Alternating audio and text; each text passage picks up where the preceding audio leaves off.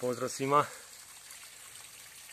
Evo me, danas sam posjetio Elvirin vodopad.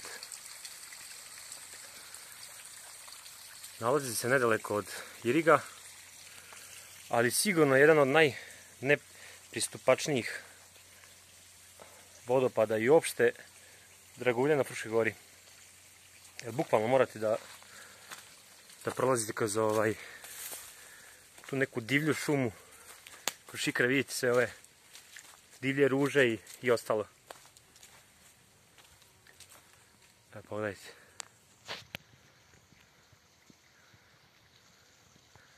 Nekog puta ili oznaka nema. Znači treba da se oslonite sami na sebe, ali stvarno je vredelo jer je ovo jedan od živopisnijih vodopada na Fruškoj gori, mislim barem aktivan je tokom cele godine.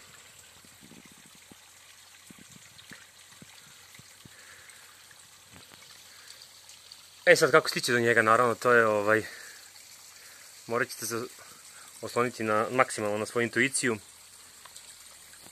Negde kod Hopova, kod manastira Hopovo desno se skreće, vi skrenete levo kad se ide prema Novom Sadu u blizini vinarije Kovačević. Pre toga ima,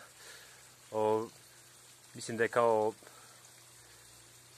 izrada jabuka ili rakije, Krstašica, tako piše, znači gde je znak Krstašica tu se skrene levo kad idete iz pravca Iriga prema Novom Sadu.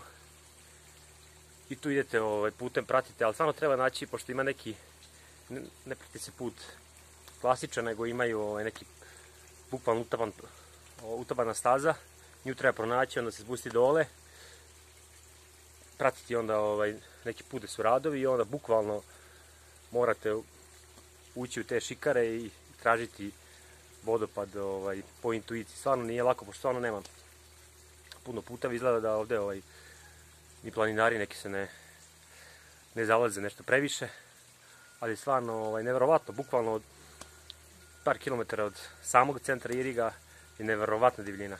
Ja ovo nisam očekivao. Tako da Elvirin vodopad me je onako poprilično pozitivno iznenadio. I plus još što je to jedna ovako ozbiljna avantura.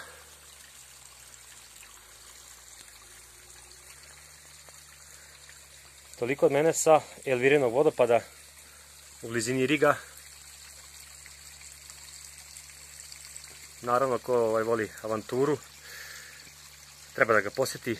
Izgleda prelepo, priroda je netaknuta, a bukvalno ste u blizini ovog magistralnog puta Irig-Novi Sad. Do sljedećeg